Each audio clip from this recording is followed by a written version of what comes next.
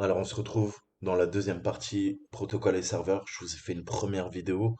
On a vu le protocole HTTP, FTP, SMTP, POP3, IMAP. Bref, maintenant, on va essayer de creuser, essayer d'en savoir plus sur les attaques contre les mots de passe et le trafic en texte clair, hein, plain text, comme on dit plus sérieusement en bon français.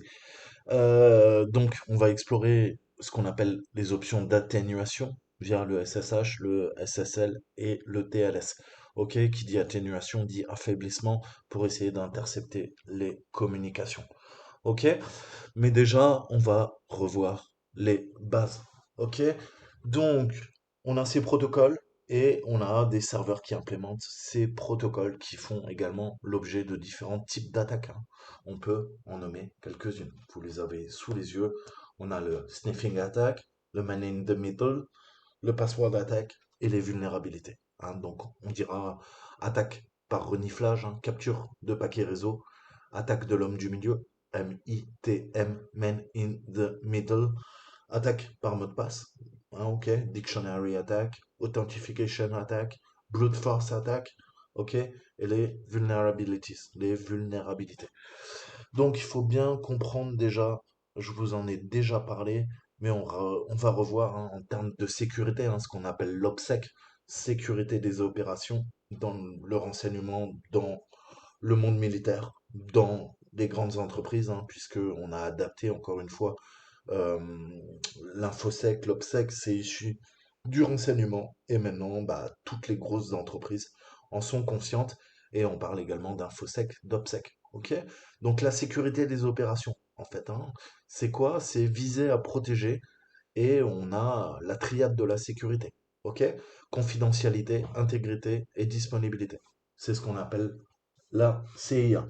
Alors, la CIA, si vous connaissez pas, je vais vous montrer, hein. La CIA. Voilà la CIA. Qu'est-ce qui fait tourner le monde? Plus sérieusement. Alors, bah, un peu comme la CIA, par opposition à la confidentialité, on a quoi? On a le disclosure, hein, on va dévoiler, hein, des informations ou des fausses informations si on doit parler de la CIA. Ok?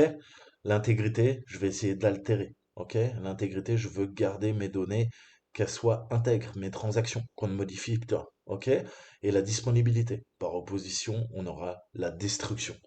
Donc on va revenir dans les détails, mais pensez, c'est deux pyramides qui s'opposent, hein.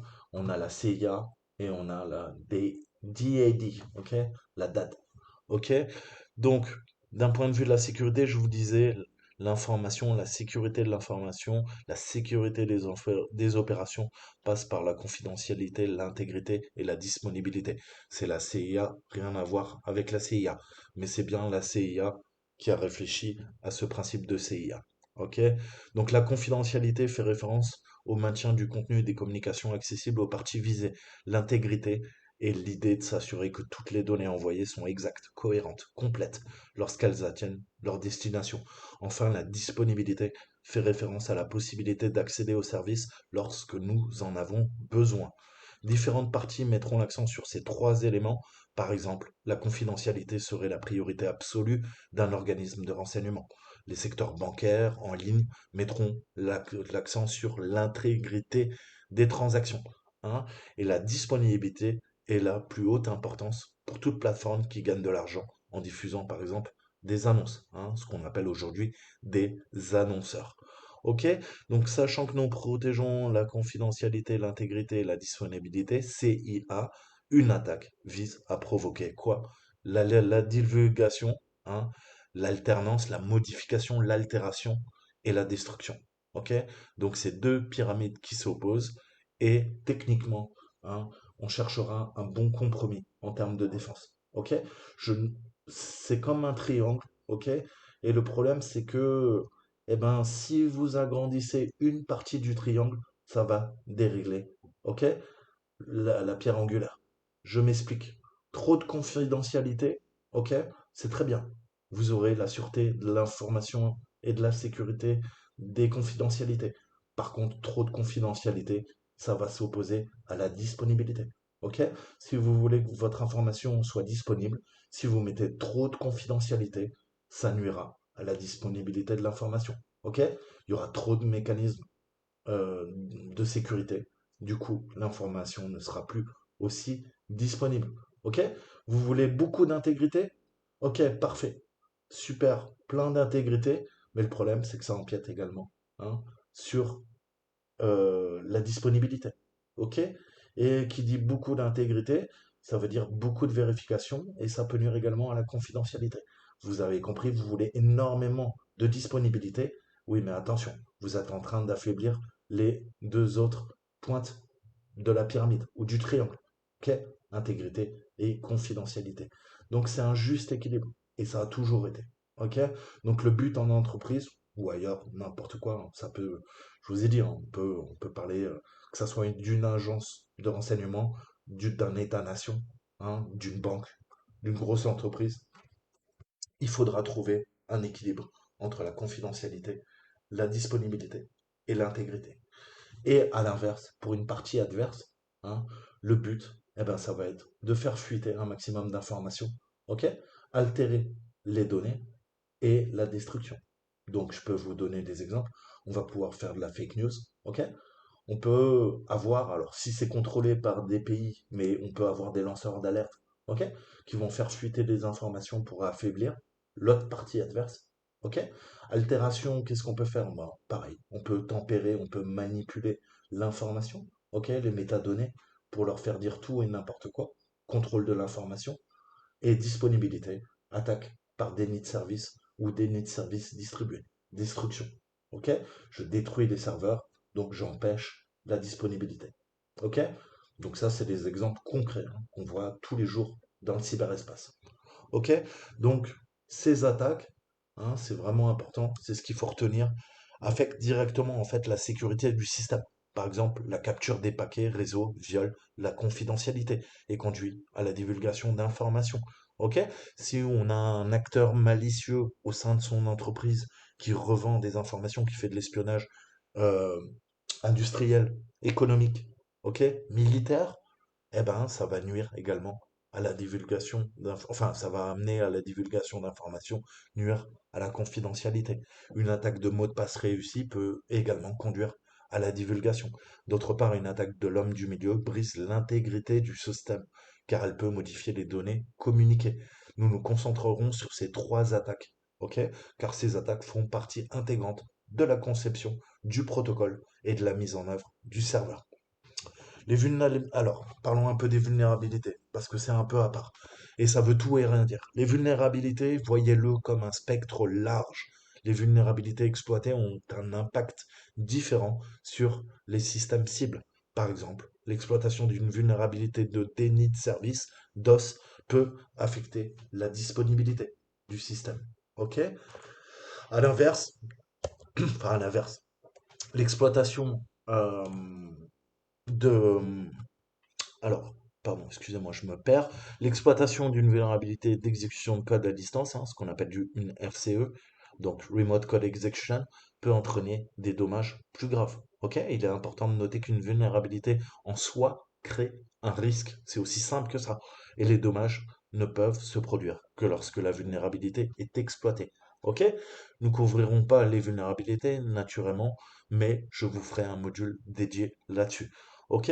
Donc on va essayer de se concentrer sur la façon dont un protocole peut être mis à niveau ou remplacé pour protéger contre la divulgation et la modification, hein, c'est-à-dire protéger la confidentialité et l'intégrité des données transmises, des transactions. Ok?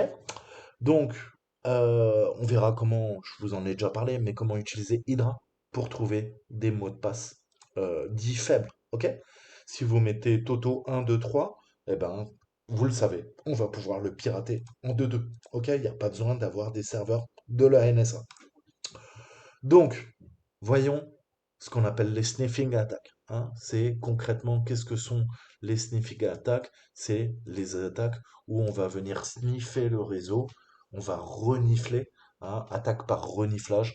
Il y a plusieurs termes, mais vous l'avez bien compris, on va capturer tous les paquets réseau, toutes les trames IP qui passent et on les analysera. C'est clairement cette discipline hein, du renseignement qu'on appelle le SIGINT, hein, le Signal Intelligence. On va analyser, c'est l'intelligence des signaux. Ok? Les signaux, peu importe le canal de communication. Ça peut être une connexion à un satellite, ça peut être une connexion radio, basse fréquence, haute fréquence, très haute fréquence, très basse fréquence. Ok? Sur l'ensemble du spectre électromagnétique. Donc, l'attaque par René Flash fait référence à l'utilisation d'un outil de capture de paquets réseau, en fait, hein, pour collecter des informations sur la cible. Ok? Donc, c'est vraiment ça. On va voir ça ensemble. Donc, cette partie-là. Hein. Donc, lorsqu'un protocole communique en texte clair, les données échangées peuvent être capturées par un tiers pour une analyse. Une simple capture de paquet réseau peut révéler des informations telles que le contenu des messages privés et les informations d'identification de connexion si les données ne sont pas chiffrées pendant le transit. Ok? Donc, une attaque par reniflage peut être menée à l'aide d'une carte réseau Ethernet, hein, qu'on appelle le 802.3, à condition que l'utilisateur dispose des autorisations appropriées. Hein. Il faut être root sous Linux et être administrateur sous Windows. Il existe de nombreux programmes disponibles pour capturer les paquets réseau. Très clairement, ceux qu'on utilisera tout le temps. On a TCP Dump, hein, qui est le plus ancien, qui est un programme d'interface de ligne de commande CLI, open source, qui a été porté pour fonctionner sur de nombreux systèmes d'exploitation. On a Wireshark, qui est le plus utilisé, qui a une GUI, une interface graphique utilisateur, qui est open source également, et disponible pour de maintes systèmes d'exploitation, y compris Linux, macOS, MS, Windows. Et enfin, on a T-Shark, qui est le petit frère de Wireshark. T-Shark, tout se fait en ligne de commande. Hein. Je vous avais montré comment avec Kali, on peut utiliser T-Shark et analyser parce que bah, parfois, on n'aura pas d'interface graphique. Ok? Donc, il faudra être à même d'analyser, de faire de l'analyse des signaux en ligne de commande. Ok? Je vous avais fait déjà quelques vidéos. Allez voir dans ma playlist réseau. Ok? Donc, il existe plusieurs outils spécialisés pour capturer les mots de passe et même des messages complets. Hein, mais on peut le faire avec TCP/dump, avec Wireshark, avec T-Shark, sans effort supplémentaire. Ok? Donc, pareil, mise en situation. Qu'est-ce qu'on va faire? On va prendre l'exemple d'un utilisateur qui vérifie ses mails à l'aide de POP3. Hein. Maintenant, vous savez un petit peu ce que c'est POP3. Ok? Donc tout d'abord, on va utiliser TCP/dump pour tenter de capturer le nom d'utilisateur et le mot de passe. Ok? Donc dans la sortie du terminal, nous avons utilisé la commande quoi? Sudo pour élever nos privilèges. On lance quoi? Le programme qui s'appelle TCP/dump. Ensuite, on passe pas à un argument, on lui met port, hein, pour préciser le port, et POP3, vous vous rappelez, on utilise le port 110 en TCP, ok? Et -A, ok? Donc, je vous expliquerai tous les arguments, mais avant d'expliquer la commande, il convient de mentionner que cette attaque nécessite un accès au trafic réseau, hein, via une écoute électronique ou éventuellement hein, via un commutateur avec mise en miroir de port. Hein. Alors, c'est un peu mal traduit. En anglais, on parlerait de quoi? Ok? Eh ben, on parlerait hein, de switch avec du port mirroring. Ok? Et du wiretapping en anglais. Ok? Mais techniquement, c'est ça. Hein. C'est des techniques d'écoute, ni plus ni moins. Ce qu'on appelle dans le renseignement du eavesdropping. Ok? Littéralement, écouter à la porte. Ok? C'est toutes les techniques. C'est pas propre au réseau. Le eavesdropping, c'est une technique dans le renseignement qui permet d'écouter les communications. Ok? Mais tout peut être utilisé. Si je vous disais que vos écouteurs, on peut les transformer en micro. Ok? On peut, avec euh, le rayonnement de votre ordinateur, hein, des différents composants, ok? On a ce qu'on appelle du coiling, hein. Il y a des sortes de bobines en fait, hein. Le courant passe, se décharge, et en fonction des variations du matériel, on peut exfiltrer des informations de votre ordinateur. Tout est possible. Votre matériel peut servir en fait à vous espionner. N'importe quoi. Tous les composants sont à même de vous espionner. On peut s'en servir, même ce qu'on appelle des techniques de air gap. Votre ordinateur n'est pas connecté à Internet. On va pouvoir se servir de techniques pour exfiltrer les informations sans passer par un réseau Internet. Alors, je vous expliquerai. Ne vous inquiétez pas, je vous ferai des vidéos. On reviendra à mes cours sur la cyberguerre, sur le monde du renseignement. Comment ils font pour faire ça. OK? Mais le meilleur exemple que je peux vous donner, euh, il y a quelques années, des universitaires. Je crois que c'était, je sais plus si c'est à Zurich ou à Saarbrück en Allemagne, qui avaient utilisé un système de longue vue, ok? Mais plutôt que regarder le ciel et les étoiles, ils avaient été capables de récupérer le mot de passe, ok, sur l'iris, donc les yeux de la cible, ok. La personne techniquement tapait son mot de passe et sur un des objets qui était présent sur son bureau se réfléchissait son œil et via une analyse digitale, ok, on a amélioré l'image et on a vu en fait la personne taper le mot de passe. Ok? Puisqu'elle tape le mot de passe sur son écran, le mot de passe s'affiche ou pas. Là, c'était le cas. Ok? C'est réfléchi sur l'iris, sur son œil. L'œil, eh ben, il émet aussi de la lumière qui peut être captée sur d'autres objets, hein. C'est le principe de, de la réfléchissement de la lumière, de réfraction, etc. Ok, donc il y a plein de techniques comme ça qui permettent de faire des choses incroyables. Ok, on peut faire vraiment beaucoup, beaucoup, beaucoup de choses. Ok, donc tout ça, ça va permettre de faire alternativement, hein, d'analyser le trafic échangé et de lancer une attaque réussie de l'homme du milieu, qu'on appelle MITM. Donc, si on regarde bien, qu'est-ce qu'on a là? On a quoi? Il nous faut sudo. Sudo, pourquoi? Parce qu'on a besoin d'élever nos privilèges, on a besoin d'avoir les privilèges root pour capturer les paquets. Ok? Ensuite, on veut limiter le nombre de paquets capturés et affichés à ceux échangés avec le serveur POP3. Ok? Donc, on précise quoi? On précise bien le port. Ok? Sinon, le reste ne nous intéresse pas. On va utiliser pour ce faire le programme TCP dump que je vous ai parlé et donc, on sait que le port 110 est utilisé, on va filtrer toutes les communications.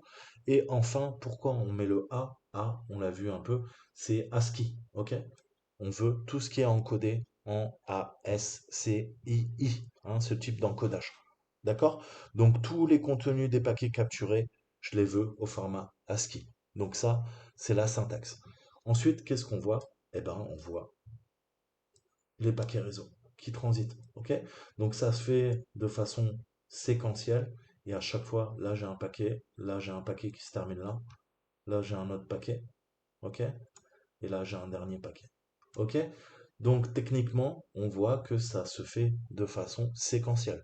Comme dans Wireshark, hein, on commence par le premier paquet et au bout de quelques minutes, on en a des milliers. Ok? Donc, on a supprimé dans cet exemple naturellement les paquets sans importance, hein, pour vous aider à mieux vous concentrer sur ce qui compte. Qu'est-ce qui compte? Qu'est-ce que devrait attirer votre œil? Alors là, bien sûr, IP source, IP destination, les séquences, les acknowledge, tout ça, c'est au niveau du réseau, mais concentrez-vous sur l'important. User frank, password required, pass est égal à D2, celui que j'avais tapé dans la précédente vidéo. Ok? Donc on voit bien, hein, séquentiellement, le premier paquet affiche explicitement l'utilisateur franc, tandis que le dernier paquet révèle le mot de passe, qui est quoi? D2XC9CGD. Ok? On pourrait également utiliser Wireshark pour obtenir les mêmes résultats. La fenêtre Wireshark, on va voir toute la partie qui est en pop, pop, pop 3, hein, et on voit exactement ce qu'on avait vu dans la précédente vidéo. Je vous redirige, allez la voir, sinon vous n'allez pas comprendre, hein. Techniquement, vous vous rappelez, le serveur nous disait OK, hello there. Après, on tapait quoi? On tapait user frank, OK. Après, il nous disait OK, password required. Et enfin, on tapait pass plus le mot de passe. OK? Et on avait le message OK login. OK? Et après, vous vous rappelez, je vous avais montré l'exemple, même si c'était un peu buggé, on pouvait faire stat, on pouvait faire list, etc., etc. Donc on voit bien les transmissions également, hein, capturées, cette fois-ci dans une interface graphique avec Wireshark. Donc qu'est-ce qu'il faut retenir? Le plus important, c'est ça, hein, c'est que tout protocole qui utilise la communication en texte clair est sensible à ce type d'attaque. La seule condition pour que cette attaque réussisse est d'avoir accès à un système entre les deux systèmes communicants. Donc techniquement, on va se mettre au milieu des deux systèmes communicants. Et si on se met au milieu, qu'est-ce qu'on fait? On fait une attaque de l'homme du milieu. Ok? Cette attaque nécessite de l'attention, hein. L'atténuation consiste en fait à ajouter une couche de chiffrement au-dessus de n'importe quel protocole réseau. En particulier, vous le savez, on a le TLS, Transport Layer Security, qui a été ajouté à HTTP, FTTP, SMTP, POP3, IMAP et bien d'autres, hein. Pour l'accès à distance, Telnet a été remplacé par l'alternative sécurisée Secure Shell, SSH. Ok? Donc vous inquiétez pas, c'est le début d'une longue série de cours, mais on va creuser tout ça. Ok? Donc je peux prendre un protocole qui n'est pas chiffré et ajouter une surcouche, ok? Soit matérielle, soit logicielle, de cryptage, de chiffrement, en bon français. Ok? C'est pas parce qu'un protocole n'a pas de chiffrement intrinsèque que je ne peux pas rajouter une surcouche qui va venir la protéger. Ok? C'est tout à fait possible. Par contre, comme vous l'avez vu dans la vidéo précédente, on est d'accord, si je n'ajoute pas du TLS à l'HTTP, le FTP, le SMTP, le POP3 ou les maps, eux, intrinsèquement, ne contiennent aucune technique, ni matériel, ni logiciel de chiffrement. Ok? Donc ça, il faut que ça soit bien clair. Donc, on va répondre à quelques questions pour voir si vous avez bien compris, et moi aussi par la même occasion, que devons-nous ajouter à la commande sudo tcp dump pour capturer uniquement le trafic telnet.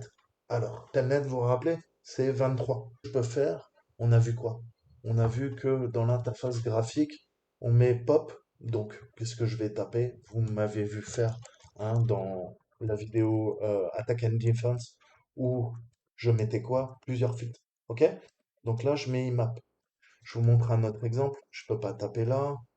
Si je veux IMAP et pop, je mets ça dans Wireshark. Et je peux en ajouter d'autres. Je peux mettre HTTP. Ok? Je peux mettre, bon, SMTP. Vous avez compris, hein? Les deux barres, c'est des barres de séparation. C'est celles que je vais mettre. Alors ne regardez pas ça, ça n'a rien à voir. C'est celle que je vais mettre là. OK? Hein, je peux mettre deux barres, un autre protocole, deux barres, un autre protocole. Vous n'êtes pas limité, hein. Cette barre permet de faire des recherches et d'ajouter des filtres, hein. Techniquement, on va filtrer le trafic en fonction soit du protocole, soit comme dans ma vidéo ROM SIGINT, hein, que je vous ai fait il y a quelques jours, on va se focaliser sur des méthodes. OK? Soit sur des requêtes, soit sur des méthodes, soit sur les deux, hein. Typiquement, j'avais demandé, je veux récupérer quoi? La méthode sur quoi? Sur le protocole SIP, et j'avais demandé égal à message. Je veux récupérer tous les messages via une méthode, ok, qui filtre quoi? Le protocole SIP, ok? Donc vraiment, le plus important après, avec l'expérience, ça va être de jongler avec ces différents filtres. Et ça, malheureusement, bah, vous pouvez pas le deviner. Il va falloir pratiquer, pratiquer, pratiquer, pratiquer. Ok? Et bah ouais, au début, c'est extrêmement complexe. Ça viendra avec le temps, comme tout en informatique. Ok? Donc, ça, on se l'est fait. On va continuer. Donc, voyons un petit peu les attaques de l'homme du milieu, puisque je vous en parlais. Donc, l'attaque de l'homme du milieu se produit lorsqu'une attaque, hein, une victime A, croit qu'elle communique avec une destination légitime, une deuxième partie, hein, mais sans le savoir, elle communique avec un attaquant. C'est ce qu'on peut voir là via ce diagramme, hein. Tu crois que tu communiques avec ta banque, ben en fait tu vas transférer, hein, l'argent non pas à ta banque mais au hacker, et le hacker va te dire à ta banque, ben, moi je suis Alice, alors que bah, c'est l'attaquant, et la banque va transférer l'argent non pas à Alice mais au hacker. Ok, typiquement c'est comme ça que ça peut se passer. OK? Donc A demande le transfert de 20 millions de dollars. Toutefois, E a modifié ce message et a remplacé la valeur d'origine par une nouvelle. B reçoit le message modifier et va agir en conséquence.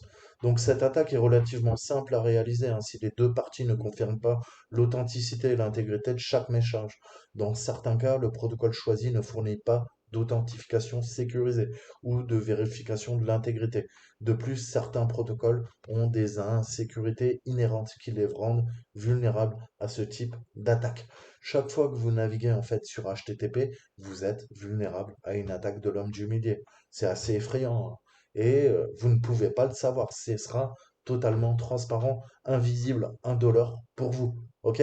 Et on a EtherCap, on a BetterCap, hein, que je vous ai déjà montré dans certaines vidéos, qui nous permettent de faire ce type d'attaque. OK?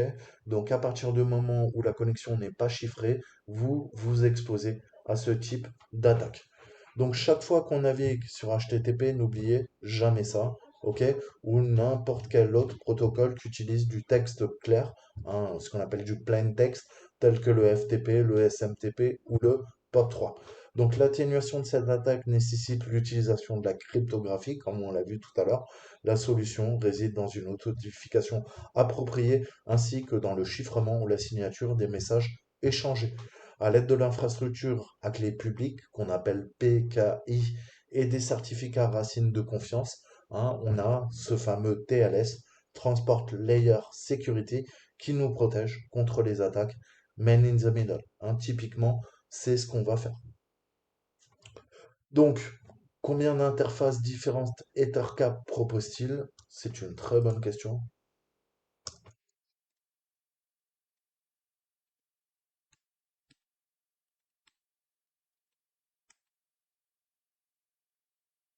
Ok. EtherCap, on a trois interfaces. Ok, pourquoi trois interfaces? Parce qu'on a le loopback, hein, la boucle locale, et donc notre hôte local, hein, ce qui tourne sur notre machine, sur le 127.0.0.0.1 ou le 0.0.0.0. Ok, enfin ça c'est en classe C. euh, il y en a d'autres, hein. Il n'y a pas que ça comme adresse. On a quoi? On a du l'Ethernet, hein, donc tout ce qui passe par la connexion Ethernet. Et on a quoi? On a du Wi-Fi. OK? Donc, si vous devez sniffer le réseau, soit c'est sur un réseau local, on utilisera le localhost, soit c'est sur du Wi-Fi, on utilisera une carte Wi-Fi, soit c'est sur de l'Ethernet, et dans ce cas-là, on utilisera la carte réseau Ethernet. OK? Donc, c'est aussi simple que ça.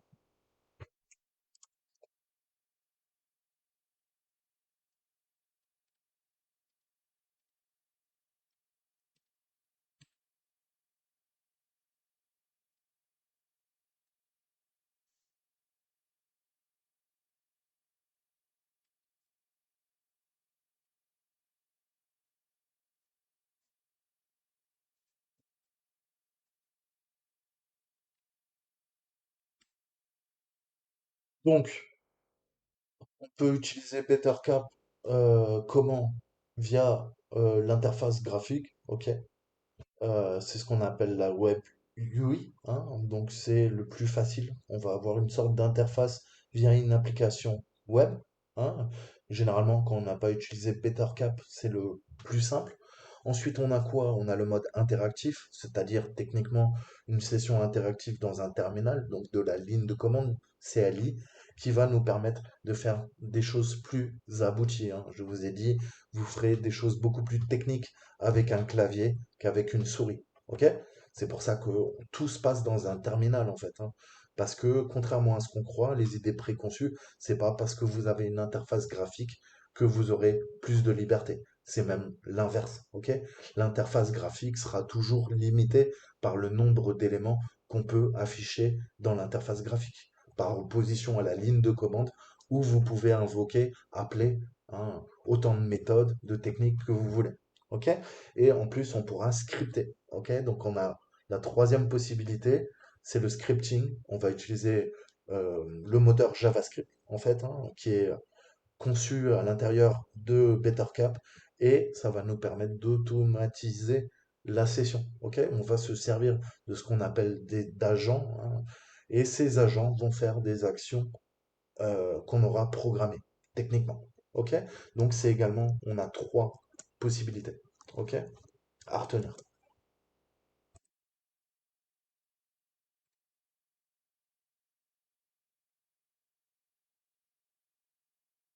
Donc, voyons un peu le TLS, ok? Puisqu'on en a parlé, hein, maintenant que vous connaissez un peu mieux le modèle OSI, euh, alors, pourquoi ISO OSI, hein? Parce que c'est l'ISO qui a défini la couche OSI, ok? Ni plus ni moins.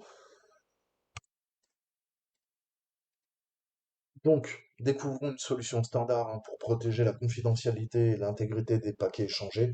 L'approche suivante peut protéger contre le reniflage de mots de passe et des attaques de l'homme du milieu. Donc, techniquement, qu'est-ce qu'on va faire? On va utiliser le Secure Socket Layer, qu'on appelle SSL, hein, qui a commencé lorsque le World Wide Web a commencé à avoir de nouvelles applications, telles que les achats en ligne et l'envoi d'informations de paiement, hein. À la base, le World Wide Web, c'était pour échanger de l'information entre universités. Et après, bah, il y a eu la bulle de 1998 et les grosses compagnies américaines se sont dit on va se faire un paquet de pognon. Ok? C'est les capitalistes qui ont pris les rênes et plutôt que transmettre du savoir, on a décidé de transmettre des services. Ok? Et d'en faire une plateforme marchande. Ok? Mais comme c'était pas prévu qu'on sécurise à la base les infrastructures, puisqu'on devait juste échanger de l'information, et de l'information entre universités, donc qui n'était pas confidentielle, on n'a pas pensé à des systèmes pour protéger la confidentialité et l'intégrité des paquets échangés. C'est venu plus tard. Donc il a fallu introduire des systèmes de chiffrement. Donc le SSL techniquement c'est Netscape. Si vous êtes jeune, vous n'avez pas connu Netscape, qui était un navigateur web, ni plus ni moins, en 1994. Et on avait SSL 3.0, hein, qui est sorti en 1996. Mais finalement, hein, on avait besoin de plus de sécurité et le SSL a été transformé, a été amélioré en TLS, qu'on appelle le Transport Layer Security, ok, qui a été introduit en 1999. Donc maintenant, ça fait 21 ans. Enfin, 21 ans, 22 même. Ok? Donc avant d'expliquer la différence entre le TLS et le SSL, hein, on va voir comment ils s'adaptent au niveau du réseau. Donc on a vu qu'on a des protocoles communs, hein, qu'on a couverts, hein, je vous ai fait quelques petites vidéos, et là on a vu que ces protocoles utilisaient en fait les données en texte clair, hein, qu'on appelle plain text, donc pas chiffré. Cela permet à toute personne ayant accès au réseau de capturer, enregistrer, analyser les messages échangés en fait, hein. On voit donc là la couche OSI, hein, en 7 couches, que vous devez connaître par cœur, ok? Et on voit l'intégration. Moi, je vous ai parlé de quoi? Je vous ai parlé d'HTTP, FTP, SMTP, PAP3, IMAP, hein. Là, on parle de la couche applicative, ok? Techniquement, votre navigateur web, c'est une application. L'application communique avec le plus haut niveau d'abstraction, qui est la couche applicative. Ok? Votre navigateur peut utiliser HTTP, FTP, SMTP, POP3, IMAP. Pourquoi? Parce qu'elle fait partie de la couche applicative. Ok? Après, on a la couche de présentation. On verra justement le SSL et le TLS. On a la couche de transport, TCP ou UDP, hein, et la couche réseau, IPv4, IPv6. Ok? Et tout en bas, le data link layer, le physical layer. Ok? Donc ça, je vous l'ai déjà expliqué, je ne vais pas revenir là-dessus. Ok? Mais il faut bien comprendre en fait, quand on capture le réseau, on enregistre et analyse les messages échangés, quelles sont les couches en fait qui sont concernées. Ok? Sinon, vous saurez jamais en fait ce que vous faites. Vous saurez récupérer les données, mais si je vous montre le modèle OSI ou TCP, vous me direz, bah écoute, c'est une des couches quoi, hein, mais c'est important de bien connaître ce qu'il y a encore une fois sous le capot, si vous me permettez l'expression. Ok? Donc il faut mettre la main dans le cambouis. Donc on peut changer le chiffrement, hein, de nos protocoles de présentation. On a vu qu'ils n'étaient pas chiffrés. Bah, pour ce faire, ok, ça c'est pas chiffré, mais au niveau de la couche de présentation, puisqu'on a vu que une couche communique toujours avec une couche qui est en dessous ou au-dessus, la couche applicative, elle n'a pas de couche au-dessus. Donc elle peut que communiquer avec la couche de présentation. Parfait. On se servira de la couche de présentation pour chiffrer les données. OK? Qui seront envoyées ensuite à la couche de session, envoyée ensuite à la couche de transport, réseau, liaison des données et la couche physique. OK? Donc voilà, ça pareil, il faut que ça soit bien clair. Ensuite, je vous ai donné les ports. Ça, vous devez les connaître par cœur. Hein. Donc, qu'est-ce qu'on a vu en intro? On a vu que ces protocoles n'avaient pas de chiffrement. Et bien justement, on les a fait évoluer. HTTP est devenu HTTPS, FTP est devenu FTPS, ok? SMTP, SMTPS, POP3, POP3S, IMAP, IMAPS, ok? S veut dire secure, sûr, sécurité, ok? Protocole 80 devient 443, protocole 21 devient 990, protocole 25 devient 465, protocole 110 devient 995, protocole 143 devient 993. Qu'est-ce que je vous disais il y a quelques minutes? Il y a les 1024 premiers ports, vous devez en connaître une cinquantaine parce que vous les verrez tout le temps. Ça en fait partie, ni plus ni moins. Ok? Donc, en raison de la relation étroite entre SSL et TLS, l'un peut être utilisé à la place de l'autre. TLS est plus sécurisé que SSL, il a pratiquement remplacé SSL en fait. Hein. Maintenant, aujourd'hui, on a quasiment plus que du TLS. Ok? Mais les gens font l'erreur et même les informaticiens continuent de parler de SSL TLS en fait. Hein. Et même le TLS, on parle de SSL TLS. On fait l'amalgame. Hein. Ça, c'est, on parle des deux pour en fait parler de TLS. Donc ça crée une ambiguïté car le terme SSL est encore largement utilisé. En fait, on devrait arrêter de l'utiliser. Vous parlez de SSL, c'est l'ancienne technologie. Aujourd'hui, on a du TLS. Ok? Sinon ça va vous embrouiller. Donc, les serveurs modernes utilisent le TLS. Ok? Avant, on avait quoi? On avait du SSL, en effet. Mais là, on parle des années 90 à 2000, 2005, 2008. Ok? Donc, un protocole de texte clair, enfin, qui utilise un protocole de texte clair, c'est-à-dire le HTTP, FTTP, SMTP, POP3, IMAP, on va le mettre à niveau avec une surcouche de chiffrement, SSL ou TLS. Cette surcouche, elle est où? La surcouche, on l'a vu. C'est une surcouche au niveau de la couche de présentation. Ok? J'ai une couche qui n'est pas chiffrée, je rajoute une couche, ok, de présentation. Et là c'est Internet, ça sort de votre ordinateur. Ok? Donc l'application, bah, c'est pas grave, elle va passer par là. On va commencer à chiffrer les données. Hop, hop, hop, hop, hop. Couche physique, elle part vers un autre ordinateur sur Internet. Ok? On envoie l'information, vous la recevez, ça passe par la couche physique, ça remonte. Une, 2, 3, 4, 5, 6, 7. Vous avez compris? Ok? Donc c'est tout le principe. Et si on vous envoie une communication chiffrée en SSL ou TLS, où c'est qu'elle va être déchiffrée? Eh ben, à la couche 6. Ok? Avant de la présenter, ben, justement, c'est le but de la couche de présentation. Avant de la présenter à la couche applicative, votre navigateur web, qui gère ces différents protocoles réseau, eh ben, on va déchiffrer l'information. Sinon, le navigateur ne pourrait pas la lire. Ok? J'espère que c'est clair. Donc, le tableau suivant, comme je vous disais, répertorie les protocoles hein, qu'on a couverts, les ports par défaut, avant et après la mise à niveau, au niveau du chiffrement SSL, TLS. Cette liste n'est pas exhaustive naturellement. Hein. Le but, c'est de vous aider à mieux comprendre le processus. Ok? Donc, maintenant, on va parler un peu d'HTTP. Ok? Là, on va voir le SSL Ncheck. Avant ça, voyons quand c'est pas chiffré. Quand c'est pas chiffré, qu'est-ce qu'on a? On a du HTTP. Ok? Donc le HTTP, initialement, c'est pour récupérer une page web via le protocole HTTP. Et qu'est-ce que va faire le navigateur web? Eh ben, il doit effectuer les deux étapes suivantes. Première étape, il va établir une connexion, ok, TCP, avec le serveur web distant. Ça, c'est un. Ok? Il établit la connexion avec le serveur web distant. Ensuite, il envoie des requêtes HTTP au serveur web en utilisant quoi? Des requêtes. Ces requêtes utilisent quoi? Des méthodes. En programmation, on parle de méthodes, ok? De méthode get et de méthode post, ok? On va simplifier. Get, je récupère des données. Post, hein, je vais me connecter avec mon mot de passe et mon nom d'utilisateur. Ok? Si je me connecte à une mire de connexion, je vais faire du post. Si j'ai besoin de récupérer une ressource pour l'afficher dans mon navigateur, je vais utiliser du get. Ok? C'est plus compliqué que ça. Je vulgarise, que vous compreniez bien. Ok?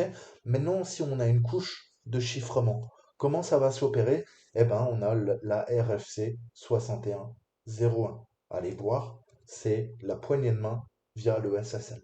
Ok? Donc, qu'est-ce qui va se passer? Là, maintenant, on part en S. Donc, c'est plus du HTTP, c'est du HTTPS. Donc, ça veut dire quoi? Qu'il y a une nouvelle étape supplémentaire pour chiffrer le trafic réseau. Ok?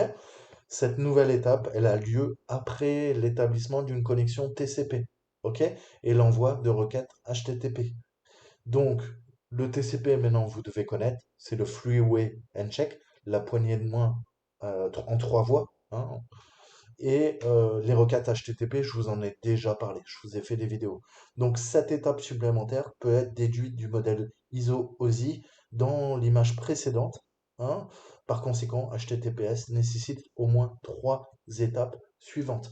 Qu'est-ce qu'il faut? Établir une connexion en TCP, établir la connexion SSL-TLS, ok, et envoyer HTTP, une requête HTTP vers un serveur. TCP, SSL-TLS, HTTP. C'est inversé, mais c'est tout à fait ça. Qu'est-ce qu'on demande? TCP, couche 4, je remonte. SSL-TLS, couche de présentation, je l'envoie via le navigateur. Application, couche 7. HTTP, HTTPS. Ok? Donc c'est pour ça que vous devez constamment avoir le modèle OSI et TCP en tête, puisque tantôt on va du haut vers le bas ou du bas vers le haut. Ok? C'est tout le temps comme ça. Ok? Donc c'est important de bien connaître tout ça. Maintenant voyons, je vous disais, le SSL Handshake. Ok? Donc toujours un 2, 3, 4. Donc là, c'est quoi? C'est un four-way handshake. OK? Le SSL handshake, c'est du four-way handshake. Je vais détailler tout ce que vous avez sous les yeux. OK? Donc on a vu qu'on établit déjà une connexion TCP en three-way handshake. Le client ensuite établit une connexion SSL TLS. Donc quand je vous parle de SSL-TLS, vous savez que c'est du TLS, c'est pas du SSL. Mais c'est ce que je vous disais, ça induit en erreur parce que par convention, on parle de SSL TLS. Mais c'est bien de TLS que je parle, ok? La plus récente, comme vous l'avez compris. Donc, euh, donc, comme illustré dans la figure ci-dessous, les termes peuvent sembler compliqués, en fait, en fonction de vos connaissances en cryptographie. Mais on va simplifier hein, ces quatre étapes. D'abord, on a notre client Hello. Regardez bien le diagramme en face de vous. OK? Ça envoie un client Hello au serveur pour indiquer ses fonctionnalités, telles que les algorithmes pris en charge. OK? Typiquement, c'est ce qu'on va avoir là. OK? Donc ça, c'est ça. Hein? Client send a client hello to the server to indicate its capabilities such as supported algorithm. OK? Ça, c'est la première étape. Ensuite, on a quoi? On a la deuxième étape, hein. The server responds with a server hello indicating the selected connection parameters. The server provides its certificates if server authentication is required. The certificate is a digital file to identify itself. It is usually digitally signed by a third party. Moreover, it might send additional information necessary to generate the master key and its server key exchange message before sending the server hello done message to indicate that it is done with the negotiation. Ok? Donc je traduis, ça veut dire quoi? Ça veut dire le serveur répond ok avec un serveur hello indiquant les paramètres de connexion sélectionnés. Le serveur fournit son certificat si l'authentification du serveur est requise. Ok, le certificat est un fichier numérique permettant de s'identifier. Il est généralement signé numériquement par un tiers. En outre, il peut envoyer des informations supplémentaires nécessaires pour générer la clé principale dans son message Server Key Exchange. Ok, avant d'envoyer le serveur Hello Done pour indiquer que la négociation est terminée. Ok, donc on voit bien client Hello ouverture, serveur Hello Done, on termine. Mais entre le client Hello et le serveur Hello Done, On a un serveur hello, certificate, server key exchange, certificate request, et enfin, on passe au serveur hello done. Donc, c'est une four-way and check, mais vous voyez bien que dans une voie, une façon, on a plusieurs étapes également. Sinon, ça serait trop simple. D'accord? Ensuite, on a quoi? On a cette partie-là, ok? Donc techniquement, on a le client qui répond avec le client key exchange qui contient des informations supplémentaires requises pour générer la clé principale. En outre, il bascule pour utiliser le chiffrement et informe le serveur à l'aide du message, hein. Et le message, c'est le change cipher spec. Change, cipher, le chiffrement, le mode de codage, et les specs, c'est les spécifications, hein. Ensuite, quatrième étape, après le change spicer flag, on a quoi? On a le serveur qui bascule pour utiliser le chiffrement et informe le client dans le message change cipher spec. Ok? On finished. Ok? Donc 1, 2, 3, 4. Ok? Communication entre le client et le serveur. Ok? Ok? So I won't read in English, but uh, for foreigners, here it is, the translation. Ok, donc on continue. Maintenant, on va voir cette partie. Donc, ça semble toujours sophistiqué, mais vous inquiétez pas, hein. Ce qu'il faut, c'est aller à l'essentiel. En fait, un client a pu convenir d'une clé secrète avec un serveur présentant un certificat public. Cette clé secrète a été générée en toute sécurité afin qu'un tiers surveillant le canal de communication, donc un hacker, ne puisse pas la découvrir. Les communications ultérieures entre le client et le serveur sont chiffrées à l'aide de la clé générée. Ok? Donc c'est vraiment comme ça, c'est pour ça que vous avez des certificats publics dans vos navigateurs web. C'est ce qui permet de générer la clé secrète avec les serveurs sur lesquels vous vous connectez. OK? Et typiquement, vous l'avez vu, des fois, quand le certificat public n'est pas valide, il vous dit attention, vous allez sur un site qui est bizarre. Nous avons bloqué les communications, vous risquez de vous faire attaquer, de vous faire pirater, qu'on sniffe vos réseaux et vous avez vos navigateurs qui vous préviennent, un gros message en rouge qui vous dit attention là, c'est pas bon, les communications sont pas fiables. T'es sûr que tu veux continuer? Ou même des fois, il vous bloque, ok? Automatiquement, ok? Donc ça, il faut bien comprendre. Tout ça, c'est basé sur ces moyens cryptographiques, ok?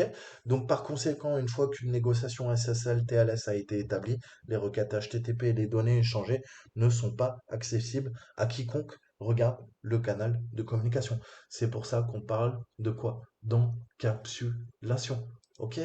L'encapsulation, c'est quoi? C'est faire du tunneling, un pipe, hein, comme on l'appelle. On va encapsuler et vous comprenez bien quoi? Que si je fais passer tout dans un tube, hein, eh ben une personne au milieu, elle peut intercepter, elle verra pas. Elle voit que mon tube. Elle sait pas ce qui se passe dans le tube. Le tube encapsule le message, la communication. La communication transite entre deux personnes via ce tube, via ce pipe. OK? Et donc, à l'autre bout, il y a Alice qui récupère le message. Là, il y a Bob, hein. Alice peut envoyer un message, Bob le reçoit. Mais s'il y a Toto le hacker qui intercepte, il voit que le tube. Il ne sait pas ce qui passe dans le tube. Et il ne sait pas où va le tube. OK? Donc ça, c'est vraiment important.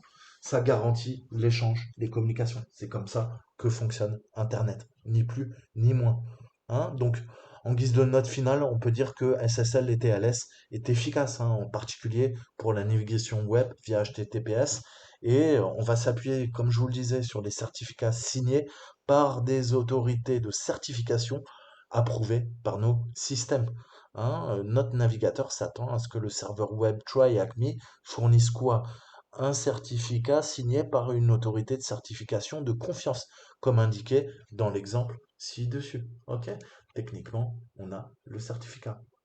Certificate, hein, le CA, Cloudflare, signé au nom de quoi? De Try Acme. Ok? Avec le fingerprinting, la période de validité, quand est-ce qu'il est échu et par qui il a été fourni. Et moi, comment je sais? Ok? View page source. Non. Inspect element. Non, là, je l'ai pas. Euh, comment je peux faire? Pourquoi je l'ai pas là-dessus? Ils font chier.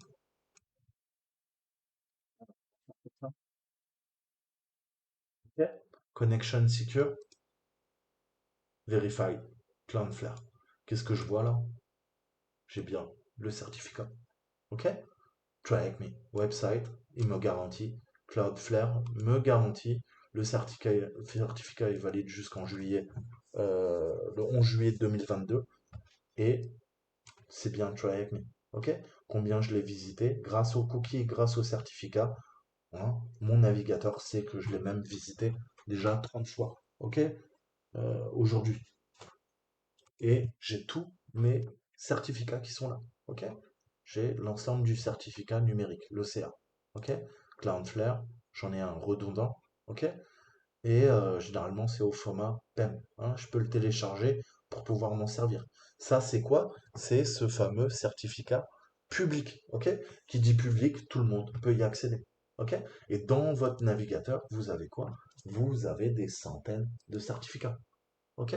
Comment je sais ça? Privacy, je descends, Security, View Certificates.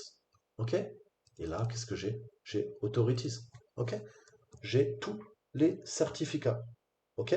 Parce qu'on ne va pas se baser sur un ou deux acteurs. S'il y a une centaine de personnes, ok, qui ont différents certificats et qui sont émettrices de certificats numériques, ça me garantit la sécurité des échanges. Pourquoi?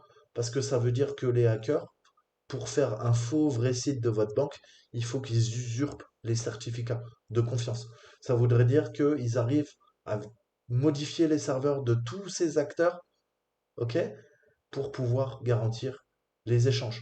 Et si jamais un des acteurs est compromis, on pirate, les hackers piratent VeriSign et émettent de faux certificats, eh ben on aura un concurrent, hein, par exemple Unizeto, qui va dire: Hé Coco, moi mes certificats, ils ressemblent pas aux tiens. Donc il y a un problème. Je crois que tu t'es fait pirater.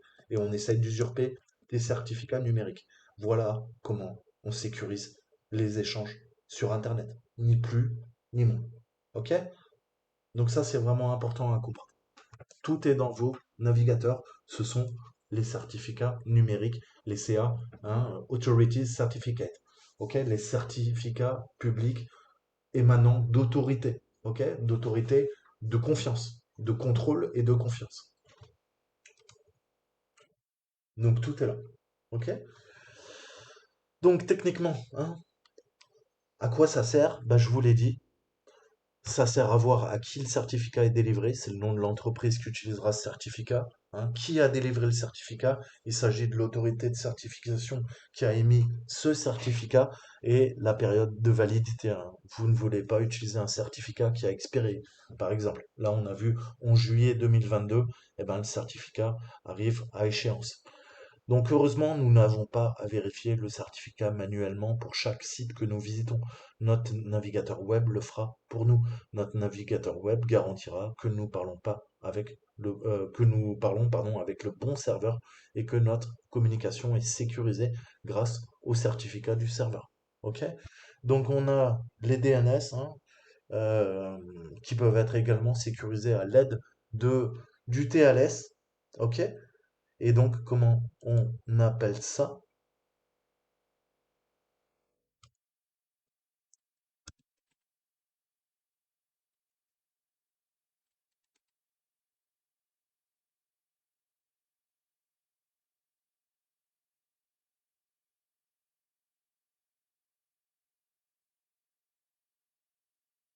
Donc, on appelle ça le Secure DNS, et en fait, on appelle ça du DNS over TLS. Ok? Donc, je crois que ça s'appelle du DOT, si c'est ça qu'ils veulent. Ok? DNS over TLS. C'est bien ça.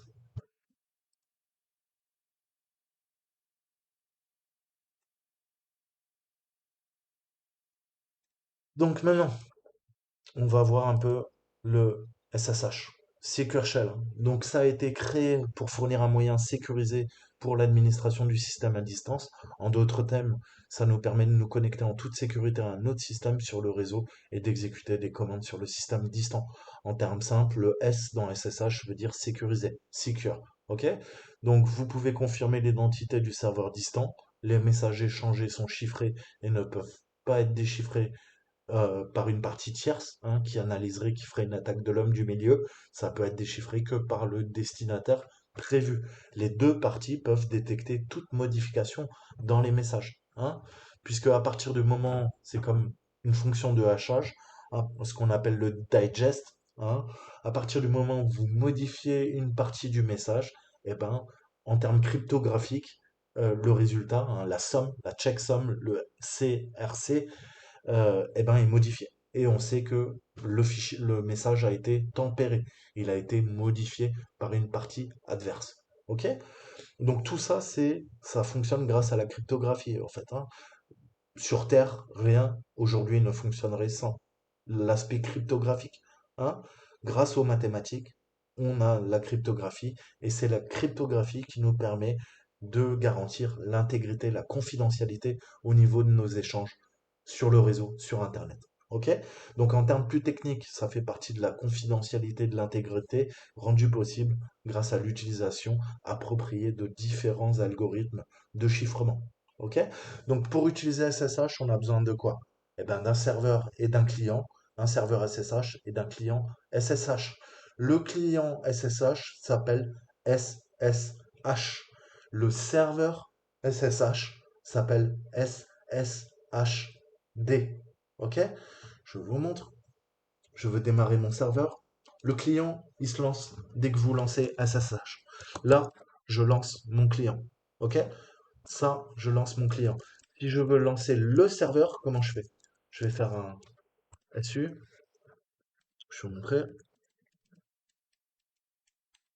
Ok, service SSHD, ta, il démarre. Là, je démarre le D.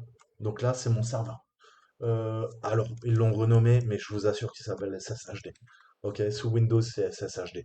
Sous Linux, il s'appelle SSH. Mais c'est bien le serveur. Et c'est comme ça qu'on les différencie. Je vous montre. Je peux faire un service. Qu'est-ce que je vais faire? Statut. Alors, oui. Status all. Ah, merde. Un. Oui. Ah, deux points.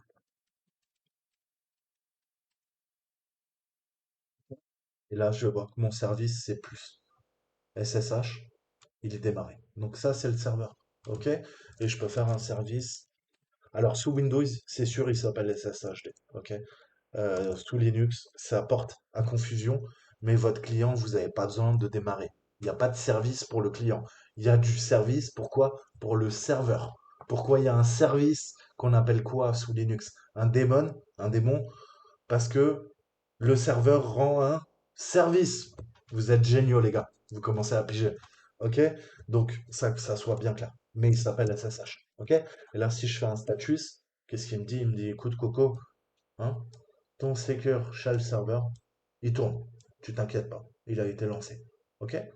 Script qui dit, il a lancé le Secure Shell. Et ça écoute sur ton ordinateur, sur le localhost 0000. Et 000, c'est 127.0.0.1. C'est exactement la même chose. OK? Donc ça, il faut bien le comprendre. J'ai plus besoin de mon service. Bah là, je suis en train d'ouvrir un port, en fait, une porte dérobée sur mon système. J'ai plus besoin, qu'est-ce que je fais? Je le stoppe. OK? Je ne laisse jamais mon service SSH tourner dans le vide. OK? C'est le meilleur moyen de vous faire attaquer, en fait. Hein, je vous ai dit, la sécurité informatique, c'est par couche. Un service, vous en avez plus besoin, eh ben, tout simplement, vous le désactivez. Vous vérifiez Service Status All, et je regarde, ça c'est mon pare-feu. Le UDEV, j'en ai besoin. Hein. SSDM, j'en ai besoin en lancement de KDE. PropPS, ça pareil, pour gérer les processus. Mon Playmouse, c'est mes logs. OpenVM Tool, je m'en sers parce que j'ai une machine virtualisée. Ok, Networking, j'en ai besoin. Le Kmod, j'en ai besoin. Hein, c'est tout ce qui est au niveau du noyau Linux kernel, le bus hein, pour les bus, le cron pour mes tables planifiées, et ça c'est pour le support hardware. Donc ça j'en ai besoin. Le reste j'en ai pas besoin, hein, il tourne pas. Ok? Et App Armor, je sais pas pourquoi il tourne pas, il devrait tourner. Donc vous voyez, hein, c'est ce principe, on active le service quand on en a besoin, si on n'en a pas besoin, on le ferme, ok? Pour réduire encore une fois la surface d'attaque. Ok? Donc, revenons à nos moutons. Je vous ai montré tout ça. Je sors de là. Revenons à l'exercice. Je sais même plus où je suis. Super. Ok. Donc, ça c'est important, hein, la cryptographie. Mais concrètement, comment ça fonctionne? Donc sur les versions Linux, hein, je vous l'ai montré, macOS et Windows après 2018, vous pouvez vous connecter à un serveur SSH à l'aide de la commande suivante. SSH tout le temps, ok? Le nom de l'utilisateur et l'adresse IP, hein. Techniquement, qu'est-ce que je fais? Hein, SSH, username, 1010, 214, 201, ok? Donc, vous pouvez faire un test, pareil, hein. On va redémarrer quand même. Qu'est-ce que je peux faire? SSH, saltimbanque, sur quoi? 0, 0, 0, connection refused. Ok. SU, ok. Service, SSH, start, SSH, saltimbanque, 0, 0, 0, ok. Yes. Donc là, je suis pas connecté à distance à un autre serveur. Je suis connecté à mon localhost. Ok? C'est mon réseau virtuel sur ma machine pour faire des tests et je vais rentrer mon mot de passe. Et là, si ça marche, ça me permet de quoi? Ça me permet de tester que je suis bien connecté. Ok? Ça fonctionne. Là, il m'a pas bloqué. Ok? Ça permet de tester votre compte, savoir si il n'y a pas de problème sur SSH. Ok? Mais qu'est-ce que je peux faire d'autre? Je peux faire, on va faire exit. Hein. Et là, vous voyez bien, je suis connecté à ma propre machine, mais je suis passé de route à Saltimbanque. Mais je suis quand même connecté en SSH sur ma propre machine. OK? Mais que je le fasse sur ma propre machine ou une autre machine, c'est pareil, c'est la même technique. Si je fais exit, je repasse route sur ma machine. On est d'accord. Et qu'est-ce que je peux faire d'autre?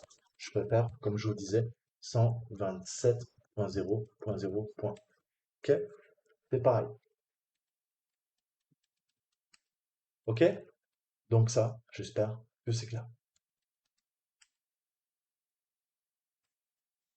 Donc, cette commande tentera de se connecter au serveur d'adresse IP, là, dans notre exemple 10.10.214.201, avec le nom de connexion username que vous remplacez par l'utilisateur. Si un serveur SSH écoute sur le port par défaut, on lui donnera le mot de passe. Une fois authentifié, comme vous l'avez vu, l'utilisateur aura accès au terminal du serveur cible. La sortie du terminal ci-dessous est un exemple d'utilisation de SSH pour accéder à un serveur Linux Debian, ni plus ni moins. Donc, dans cet exemple, qu'est-ce qu'on a? On a notre utilisateur, hein, qui s'appelle Marc, qui s'est connecté et on a rentré le mot de passe correct. On a accès au terminal du système distant. Donc SSH, c'est très fiable pour l'administration à distance, c'est pour ça qu'on l'utilise tout le temps. Et le nom d'utilisateur et le mot de passe est envoyé de manière chiffrée cette fois-ci. De plus, toutes les commandes qu'on exécute sur le système distant sont envoyées sur un canal chiffré, crypté. OK? Donc notez que si la première fois que nous nous connectons à un système, nous devons confirmer le fingerprint. OK? C'est ce qu'ils nous disent au début où j'ai tapé yes. OK? C'est pour être sûr qu'on utilise la bonne clé publique du serveur SSH pour éviter les attaques de l'homme du milieu.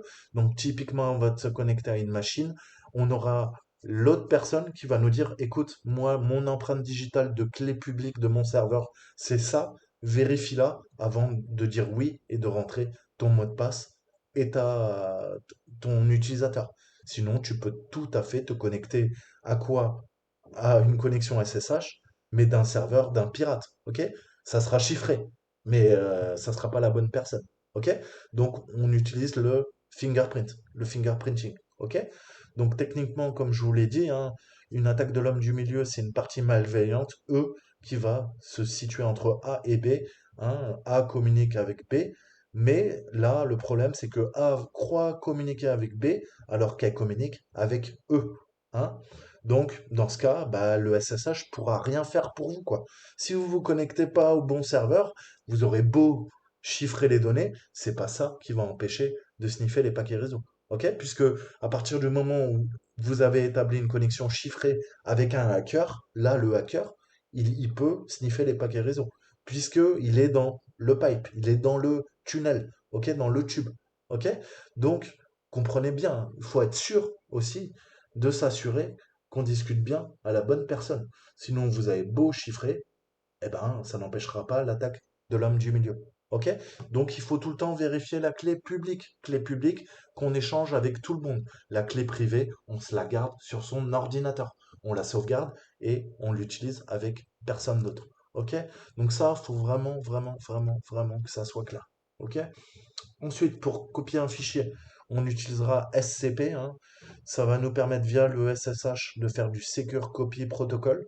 Donc c'est un protocole basé sur le SSH. Et on va utiliser par exemple SCP marque l'adresse IP. Deux points, je veux aller dans le home, une arborescence marque et il y a une archive tar.jz. Ok? Cette commande, qu'est-ce qu'elle va faire? Eh ben, elle va copier le fichier archive.tar.gz à partir du système distant qui est situé dans quoi? Dans le home marque, ok? Puisque on est à la racine en fait, hein.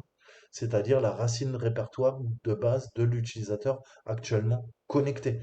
Un autre exemple de syntaxe, scp backup tar bz2 marque 10 10 10 10, qu'est-ce que ça fait? Eh ben là qu'est-ce qu'on fait? Là, on télécharge une archive sur mon ordinateur, ok? Je lui dis, écoute, c'est quoi? Tu vas te connecter avec le compte de marque sur la machine de marque dans le home de marque. Il y a une archive tar.gz et tu me la copies, moi, sur ma machine Kali Linux, le home. Là, qu'est-ce que je fais? Je fais l'inverse. Je téléverse. Là, je télécharge. Là, j'upload. Je téléverse. Là, je lui dis, écoute, moi, j'ai un fichier backup tar bz dans quoi? Dans mon home, là où je travaille et où je suis en train de te taper ta commande SCP. Et tu vas te connecter avec le compte de marque à cette machine. Et dans le home de marque, eh ben, tu copies, tu uploads le serveur backup tar BZ2. Ok? Donc ça, c'est vraiment, il faut vraiment comprendre ça. Parce que vous allez vous en servir constamment pour uploader des virus, pour uploader des outils, hein, sur les machines que vous allez pirater. Et quand vous avez une connexion SCH, SCP sera un outil de choix pour télécharger ou téléverser n'importe quoi. Ok? Donc en guise de conclusion, hein, qu'est-ce qu'on pourrait dire? Bah, FTP pourrait être sécurisé à l'aide de SSL-TLS en utilisant le protocole FTPS qui utilise quoi? Le port 990. Il contient de mentionner que le FTP peut également être sécurisé à l'aide du protocole SSH qui est le protocole SFTP. Par défaut, ce service écoute sur le port 22 comme le SSH. Ok? Donc ça, il faut bien retenir. FTPS port 990, SSH port 22. Ok? Ok, donc on va se connecter à la machine, hein, et euh, on va récupérer la version du noyau en faisant la commande uname R. Ok? Alors, qu'est-ce qu'il me faut? Je copie, il me faut un terminal, je l'ouvre, on va zoomer. Ok? SSH, qu'est-ce que je mets? Marque, on est d'accord? Arrobas, l'adresse IP,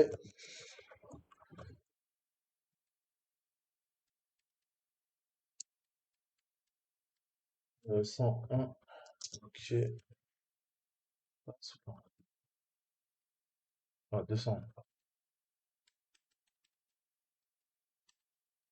Donc le fingerprinting, hein, typiquement, on vérifiera avec la personne avec qui on veut établir la connexion, la clé ECDSA. À chaque fois, il vous l'affiche et il te dit, bah écoute, c'est quoi la clé? On a utilisé la fonction de hachage SHA-256 et voilà la valeur. Vérifie avec la personne avec qui tu veux communiquer. Ok? Soit c'est Alice ou Bob. Ok? Et dans ce cas-là, si on hache sa clé, on est sûr que c'est cette valeur. Si la valeur est différente, ça veut dire qu'il y a Toto qui essaye de se faire passer soit pour Alice, soit pour Bob. Dans ce cas-là, ok, on fera non. Ok. Là, moi, je suis sûr de la clé de chiffrement, hein, je ne vais pas me faire pirater par Try Hack Me. Donc, on met yes, hein, typiquement. Sinon, vous vous faites dégager de la connexion. Ok, il vous dit est-ce que tu veux continuer? Donc, si vous mettez non, vous mettez non, bien sûr, ça va pas marcher. Maintenant, il nous demande le mot de passe et il nous dit bah écoute, tu es sûr que la clé ECDSA est bonne, moi, je vais ajouter cet utilisateur, ok, à la liste des autres connus par ton ordinateur. Comme ça, la prochaine fois que tu te connectes, je te pose plus la question. La preuve en est, je me déconnecte, je relance, ok? J'ai plus le message. Pourquoi j'ai plus le message? Parce qu'il m'a dit, attention, on a de façon permanente ajouté telle adresse IP au niveau de la clé ECDSA à la liste des autres que tu connais, ok? Pour pas être constamment pollué, ok? Et typiquement, bah, si on administre un parc informatique en utilisant des connexions SSH, on n'a pas envie, quand on est admin, à chaque fois de dire oui, oui, oui, oui, oui, ok? On se connecte en SSH, on nous demande un mot de passe, je rentre le mot de passe, la connexion est chiffrée via le canal de communication, j'administre ma machine, je me déconnecte, au revoir, ok? Mot de passe, je suis en 4000 dpi avec ma souris. Je vais baisser un peu mieux. Voilà, on arrive. Et là, ok. Oui, you name R. Ok. Donc le R, ça me donne le noyau. Sinon, je peux faire aussi un A. Et ça, j'aurai tout. Ok. J'ai tout. Linux, Bento. Et j'ai également la version générique. Ok. Donc quand on fait un A, on a tout. Ubuntu, SMTP, l'architecture. Ok. Si je fais que R, ça m'affiche que ça, comme vous l'avez compris. Et ça, c'est la réponse de notre exercice. Ok. Donc utiliser SSH pour télécharger un fichier book text. Ok. Et combien de kilobytes SCP à afficher lors du téléchargement. Alors, qu'est-ce qu'il va falloir que je fasse? Bah justement, il va falloir que j'ouvre mon serveur. Là, moi, j'utilise quoi? Je vais utiliser le client de la machine distante. Pourquoi? Pour se connecter à ma machine, ni plus ni moins. Comment je vais faire ça? Je vais faire ls. J'ai quoi? J'ai books.txt, c'est ça qu'ils veulent? Ok? Donc là, je lui dis quoi? SCP, tu vas me choper books.txt. Ok? Et vous l'avez vu, maintenant je mets quoi? Je mets là, je vais m'utiliser mon compte. Mon compte avec mon adresse IP. Ok? Donc la syntaxe au début avec SCP, je sais que c'est un petit peu déroutant. Ça fait drôle. Ok? Mais là, moi, je suis qui? Je suis pas Marc. Enfin, je suis Marc sur ce système. Mais à la base, je veux quoi? Je suis Saltimbanque. Ok? Saltimbanque, il a quoi? Il a une adresse IP. Ok? Ça, c'est l'adresse IP de ma machine. D'accord? Et j'ai quoi? J'ai un home. Et dans mon home, je vais te déplacer vers quoi? Vers Falcon. Ok. Connection refused. Ok. Pourquoi? Bah, ce que je vous disais tout à l'heure. SU, je passe en route. Ok. Qu'est-ce qu'on fait? Service, SSH, start. Ok. Service, UFW, pare-feu, port 22, j'ouvre. Ok. Service, UFW 22, hello, j'autorise. Hello 22, hello 22, ok? Règle ajoutée, IPv4, IPv6, et maintenant, ça va marcher. Nickel. Bim. Yes, yes. Ok. Et je tape quoi? Bah, mon mot de passe. Ok? Ouais, 115 kilobytes. Ok?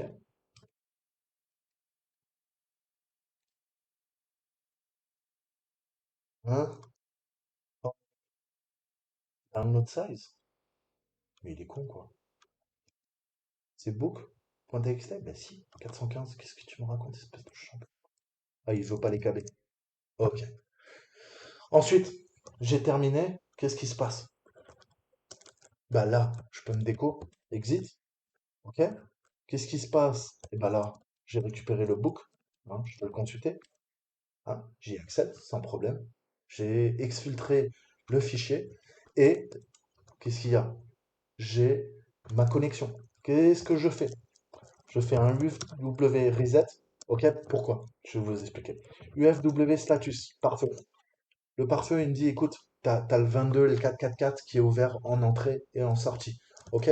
Je fais un UFW reset, ça arrête le pare-feu et ça réinitialise toutes les règles. Ok? Voulez-vous procéder? Oui. Ok? Ça efface toutes les règles et maintenant je fais un enable. Ok? Ça active à nouveau le pare-feu et ça le lance au démarrage. Et maintenant, quand je fais un UFW statute, active. Il n'y a plus aucune règle. Ok?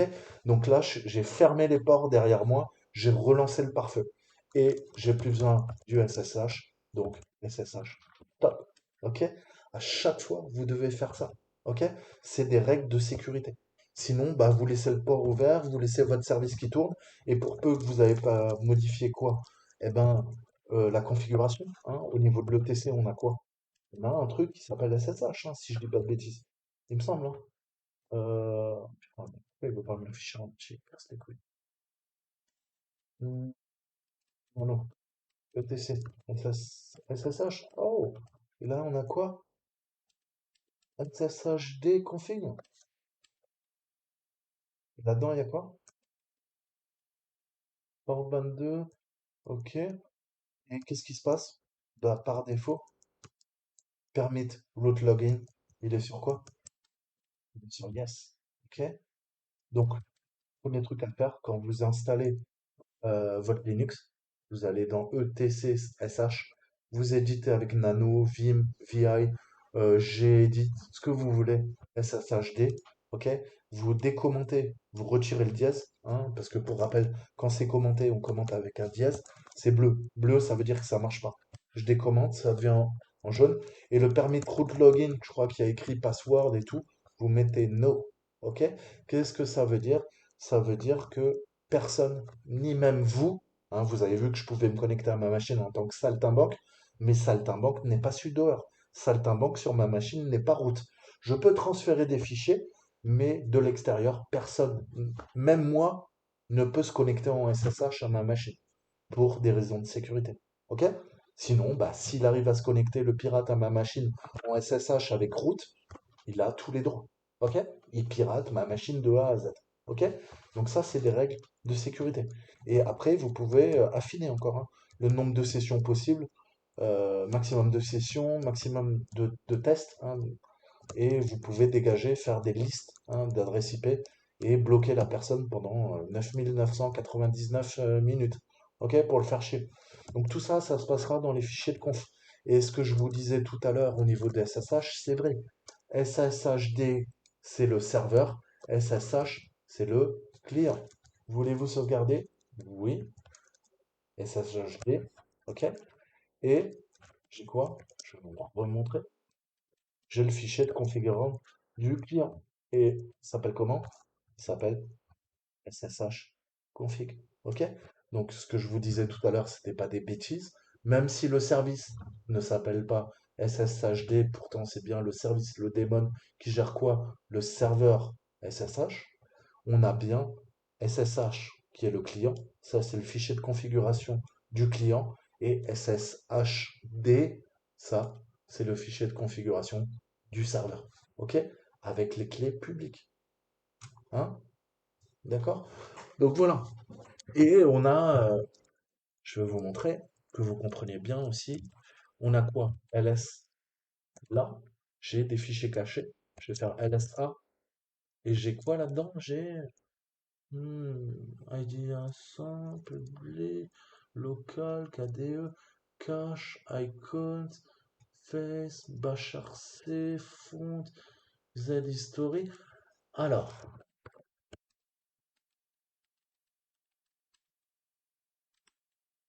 ok, là je suis dans mon home root, config. Ah, il y a un dossier caché qui s'appelle SSH. Et là, on a quoi? Oh, on a un fichier qui s'appelle non-host. Qu'est-ce qu'on retrouve? Exactement ce que je vous disais. Pourquoi il vous demande plus le message? Parce qu'il retient la clé. Vous vous rappelez la clé ECDSA? Eh ben, elle est là, avec l'adresse IP. Le non-host, c'est dans ce fichier qu'il enregistre Et c'est pour ça qu'ils vous demandent pas à chaque fois, est-ce que tu veux bien le fingerprinting?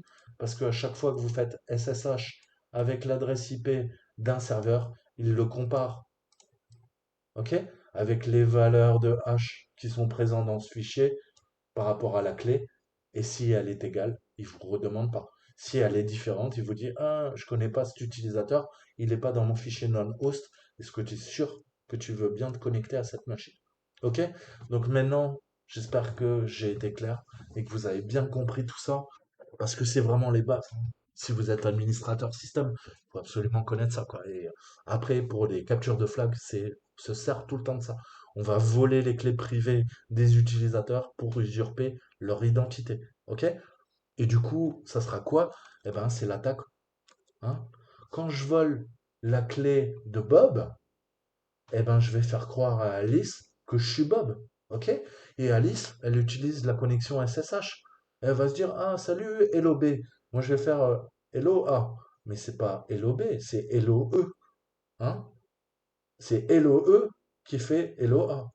Donc, Bob, il a dans le cul. Excusez-moi l'expression. Complètement. Il l'a dans le baba. Ok? Et maintenant, c'est Toto le hacker qui se fait passer pour Bob. C'est comme ça qu'on arrive à pirater des serveurs. Ok? Le serveur, il se retient, il se rappelle de Bob. Si j'arrive à pirater l'ordinateur de Bob, hein, et que le serveur, il a quoi? Eh ben, dans son non-host, il a quoi? Il a la clé chiffrée privée de Bob, et que Toto le hacker vole sur la machine de Bob, quoi? L'ID RSA, la clé privée de chiffrement, ok? Eh ben, on va comparer la clé publique avec la clé de chiffrement de Bob, et Alice, ça va dire, ah bah ouais, c'est bien Bob, c'est pas Toto le hacker, ok? Puisqu'il y a déjà une connexion qui aura été établie, et que c'est dans son non-host, et on vérifie pas l'adresse IP, on vérifie la clé de chiffrement, ok? Donc vous pouvez utiliser n'importe quel ordinateur, si vous volez la clé privée, eh ben, Alice croira que c'est Bob, alors que c'est nous, c'est Toto le hacker. Ok? Donc ça, comprenez bien, attaque de l'homme du milieu. Ça permet pas que de sniffer des paquets réseau. Ok? On continue. Les attaques Hydra. On va voir avec Hydra comment on peut attaquer des réseaux faibles. Donc on a discuté des captures de paquets réseau et des attaques man in the middle, ainsi que de la manière dont ces attaques peuvent être atténuées à l'aide de TLS SSH. Le troisième type d'attaque que nous couvrirons dans cette salle, c'est une attaque par mot de passe, hein, typiquement brute force ou hybride. Quand on dit hybride, ça veut dire une attaque par brute force couplée à une attaque par word list, dictionnaire, en bon français. Donc de nombreux protocoles exigent que vous vous identifiez. L'authentification prouve que vous êtes bien la personne que vous prétendez être. Lorsqu'on utilise le protocole POP3, nous ne devrions pas avoir accès à la boîte aux lettres avant de vérifier notre identité. Attends, attends, je commence à fatiguer, excusez-moi. Lorsque nous utilisons les protocoles tels que POP3, oui, c'est ça. Nous ne devrions pas avoir accès à la balle avant de vérifier notre identité. L'exemple de POP3 est répété ci-dessous, hein, pour revoir un peu les bases et on s'est connecté encore une fois en tant que Franck. Ok? Mais on n'a pas accès tant qu'on n'a pas rentré quoi? Eh ben, le couple user, mot de passe. Ok? Si un des deux est pas bon, le système il nous dit bye bye, vas-y, dégage. Hein? Si c'est bon, il nous identifie. On y accède. Ok? Donc il y a un système de sécurisation au niveau de l'identité, mais en soi, comme on l'a vu, à moins d'utiliser le TLS, POP3 n'est pas chiffré. Les communications peuvent être interceptées. Maintenant, nous, on ne va pas se baser sur la communication en soi, on va se baser sur l'authentification. Comment je peux usurper Franck si je connais pas son mot de passe. Ok? Comment je peux faire ça? Eh ben, je vais faire une attaque. Ok? Donc l'authentification, revenons sur ce principe. Vous l'utilisez tous les jours. C'est pour prouver votre identité, hein. Et elle peut être réalisée par différents moyens ou une combinaison des deux, hein. Quelque chose que vous connaissez, comme le mot de passe ou un code PIN, quelque chose que vous avez, comme une carte SIM, une carte RFID ou un dongle USB, hein, ce qu'on appelle un token, matériel et quelque chose que vous êtes. Hein. Alors, qu'est-ce que je suis? Bah, je suis mon iris, ok? Oui, je suis mes empreintes digitales. Je peux me servir de mes empreintes digitales pour débloquer quelque chose. On peut prendre via un scanner rétinien mon iris et je vais prouver que c'est bien moi, ok? Puisque personne d'autre, à moins que vous ayez un frère jumeau, hein, a les mêmes empreintes digitales ou l'iris, ok? Et même votre frère jumeau aura des empreintes digitales différentes, une iris différente, ok?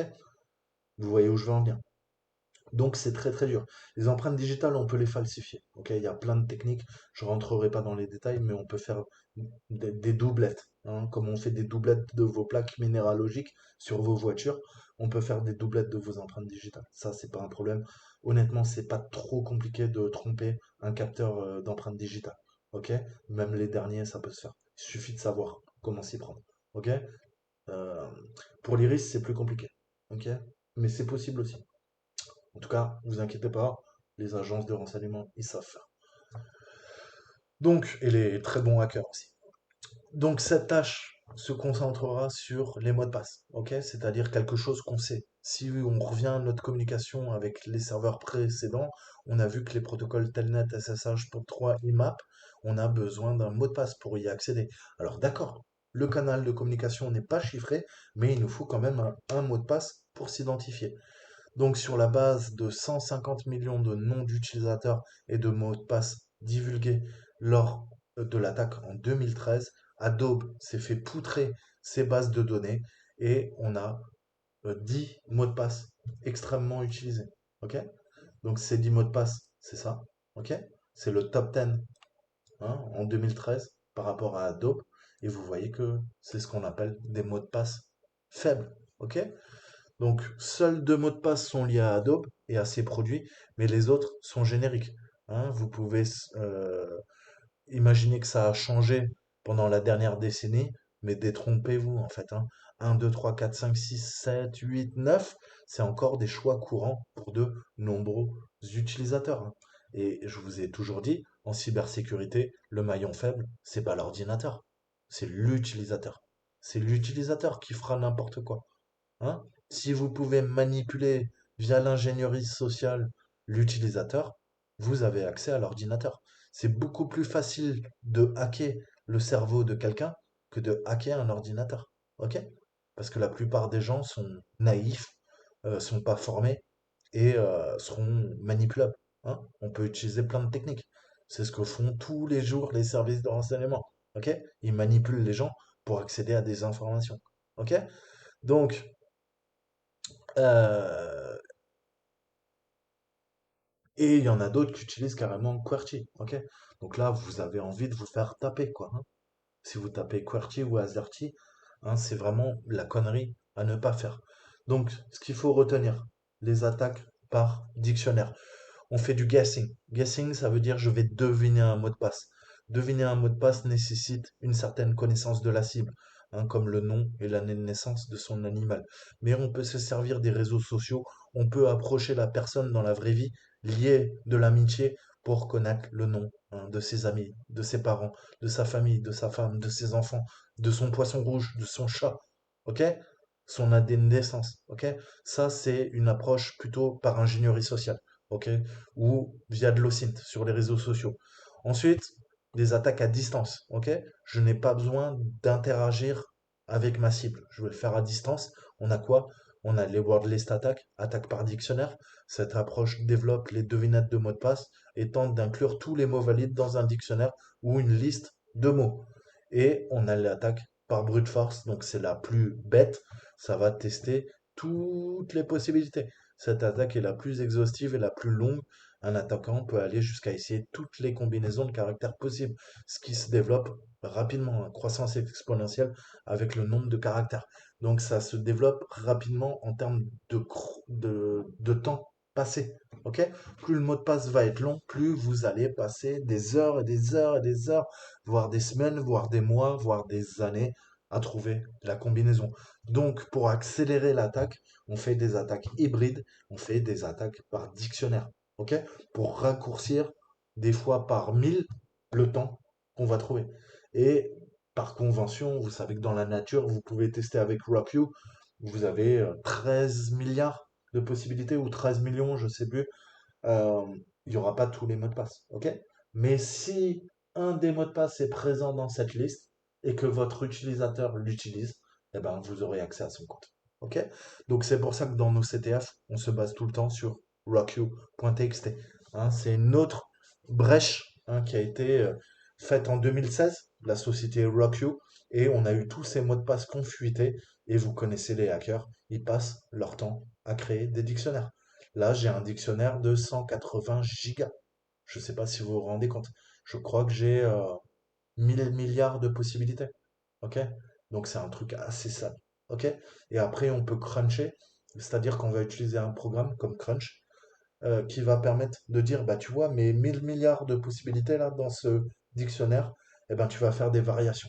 Ok? Donc RockU va devenir RockU 1, RockU 2, RockU 1, 2, 3, RockU 4, 5, 6. Ok? Et à partir d'un milliard ou de 1000 milliards de possibilités, je peux transformer ça en 1000 milliards, de milliards, de milliards, de milliards, de milliards, de milliards. Et naturellement, ça va prendre un siècle, hein, si vous le faites avec votre PC. Si vous avez des serveurs ultra puissants, eh ben, vous pourrez tester quasiment toutes les possibilités dans toutes les langues de tous les dictionnaires. OK?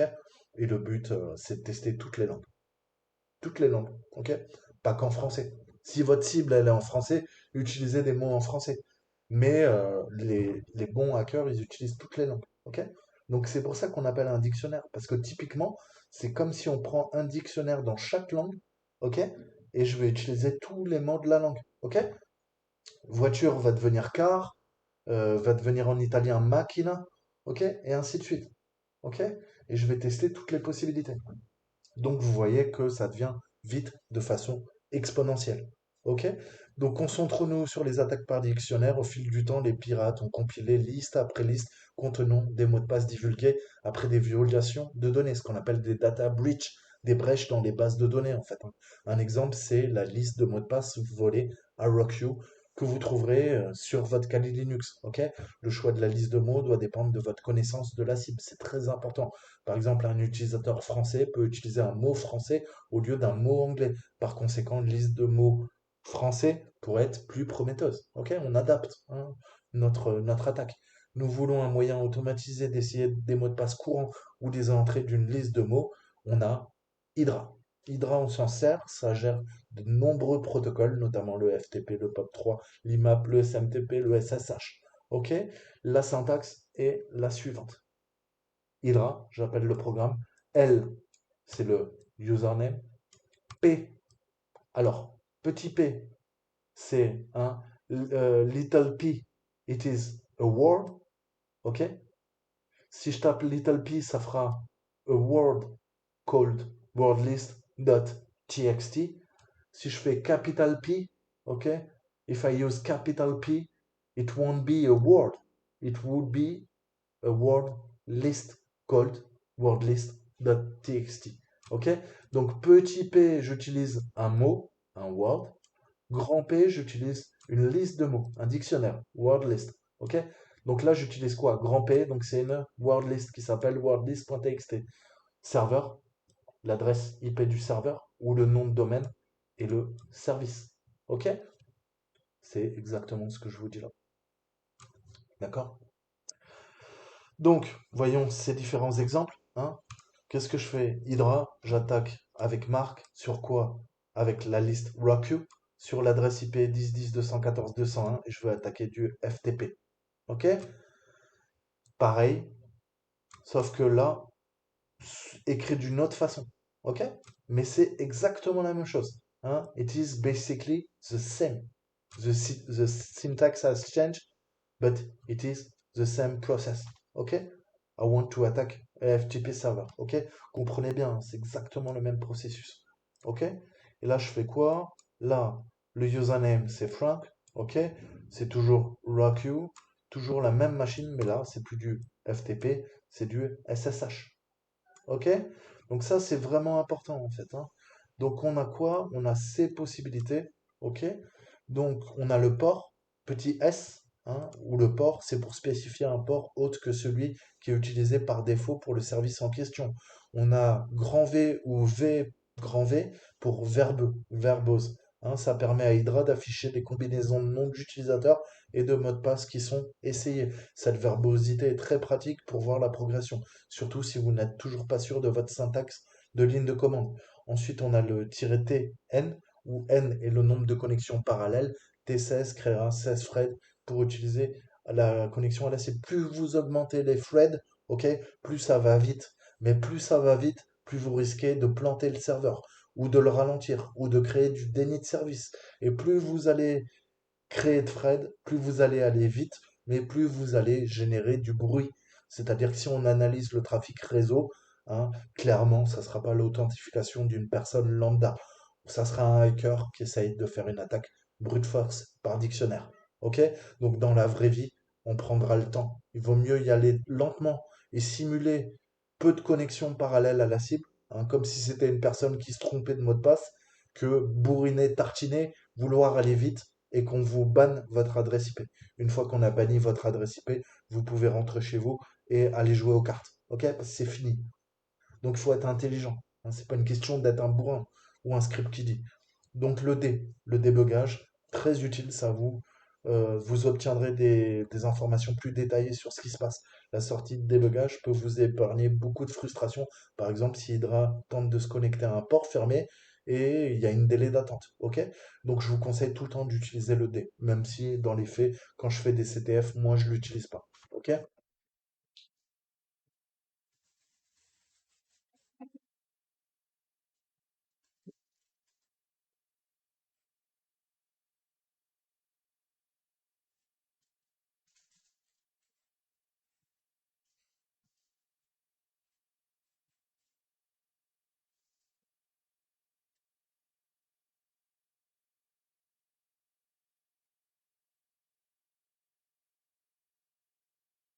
Donc, hein, une fois qu'on a trouvé le mot de passe, bah, on peut faire un CTRL-C, hein.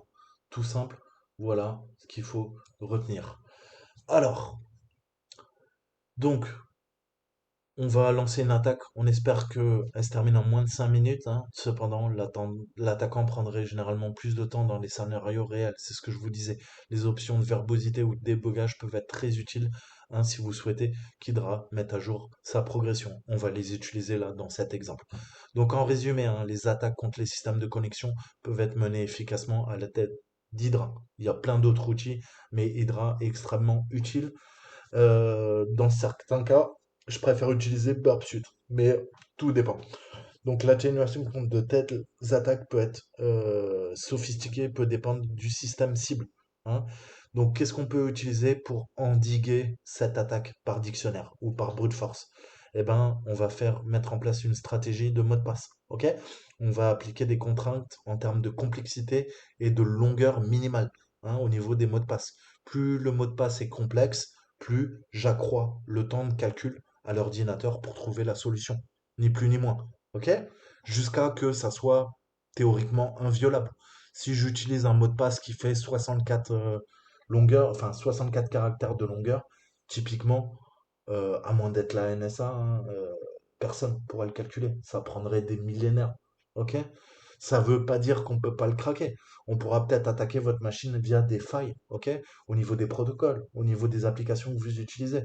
Mais en tout cas, votre mot de passe, il sera inviolable. Ok? Vous allez voir qu'il va me dire, hein, change ton mot de passe. Fréquemment utilisé, trop long. Si je commence à faire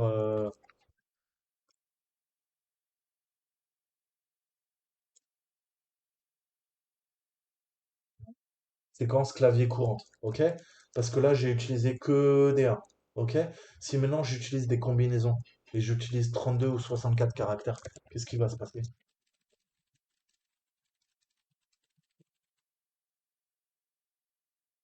Ok. Le passe peut être craqué avec un ordinateur de bureau ou combien? Plus de 10 000 siècles, ok?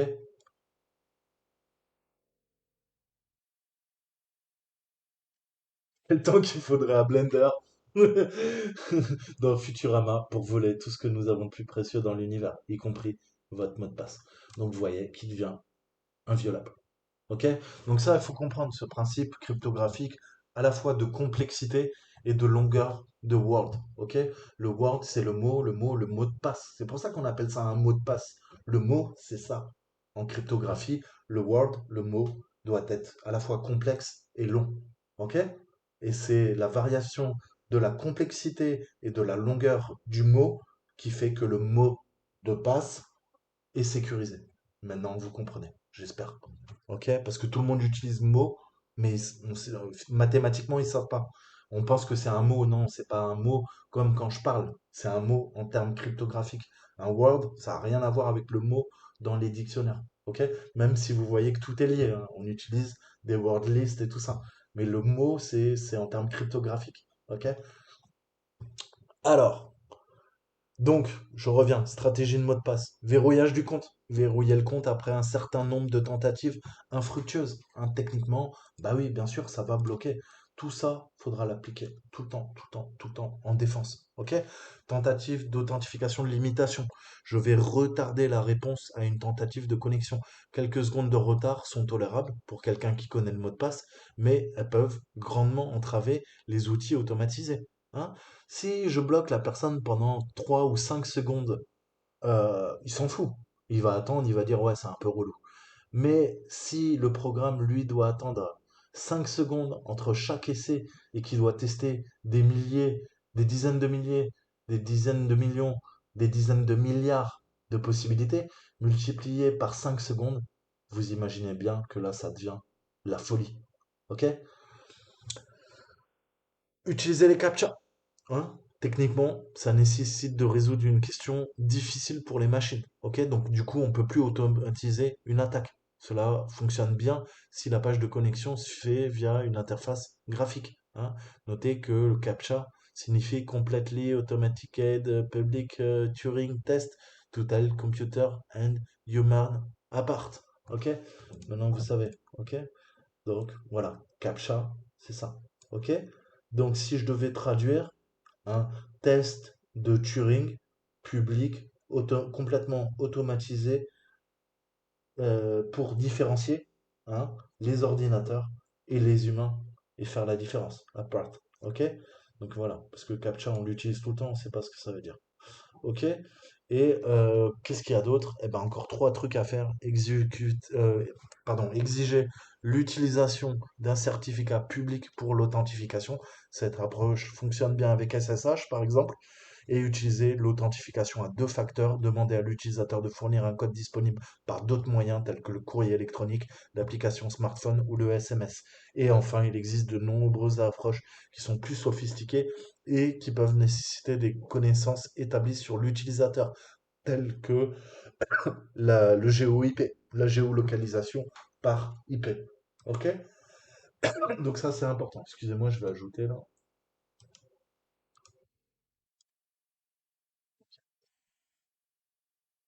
Donc,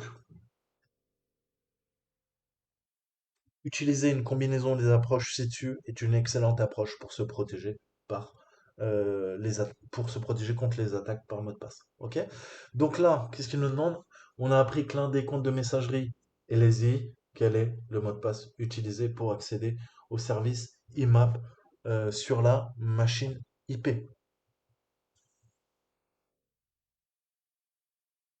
Donc, qu'est-ce que je vais faire? Comment je peux faire? Qu'est-ce qu'on a dit? Je prends mon adresse IP. Ok? Je veux quoi? Aïda. L. Lazy. Ok. P. Je veux quoi? Alors, allez dans mon home, saltimbanque, world list. Comment ça? Je l'ai pas décompressé. Excusez-moi. Alors, c'est les home, saltim. Pas mon world list là. Alors, je vais copier la world list. Elle est dans user share, world list. Ok. Là, il doit y avoir Rock You. Et je vais la copier. Hop. Point, dans mon répertoire.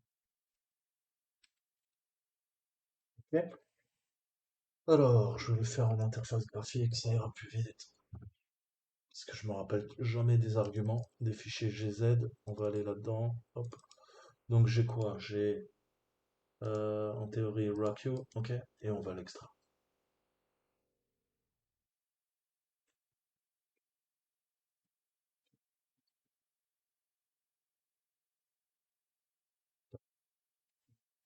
On revient dessus. Là j'ai quoi? LS. Qu'est-ce que je vais faire? Je vais faire mkdir. Je vais me créer un répertoire qui s'appelle WorldList, que je fais tout le temps pour pas aller tout le temps dans user char. Ça me casse les pieds. Ok. Maintenant, il y a quoi? Il y a un nouveau répertoire qui s'appelle WordList et je vais déplacer quoi? MV. Je vais déplacer RockU dans quoi? Dans WordList. Ok? Et maintenant, il a disparu. Il est dans WordList. Ok? Je vais supprimer les trucs 2 petites secondes, faire un peu de nettoyage sur mon bureau. Book, tu dégages. Ok. ID RSA, tu dégages. FTP, tu dégages. Ok, et je vais faire un RM sur RockU, j'en ai plus besoin. Ok, donc là on commence à être propre. Donc, qu'est-ce que je veux? Reprenons. Hydra, L, Lazy, ok, P, WordList, RockU, ok. Qu'est-ce qu'on veut? On a dit euh, adresse IP, ok, et on veut quoi? IMAP, ok. Et qu'est-ce qu'on a vu?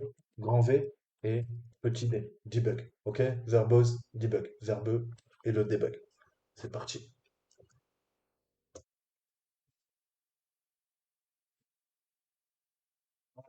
Debug. Ouais, je vais le dégager le debug parce que ça va pourrir ma vue. Je pense que ça va marcher, donc j'en ai pas besoin. Je retire le debug. Ok, si vous voyez que ça marche pas, faites le debug pour débugger. Mais là, franchement, je vais faire ça, je vais faire même 64, que ça aille vite. J'ai pas envie d'attendre 50 000 ans. 64, c'est le maximum, mais vous risquez d'avoir des faux positifs. Plus vous allez vite, plus peut-être il va vous dire qu'il a trouvé le mot de passe, mais en fait, il se trompe. Ok? Mais vous voyez que ça tartine. Ok? Donc voilà comment on lance quoi? Une attaque par dictionnaire sur l'adresse IP 10.10.214.201. Je veux quoi?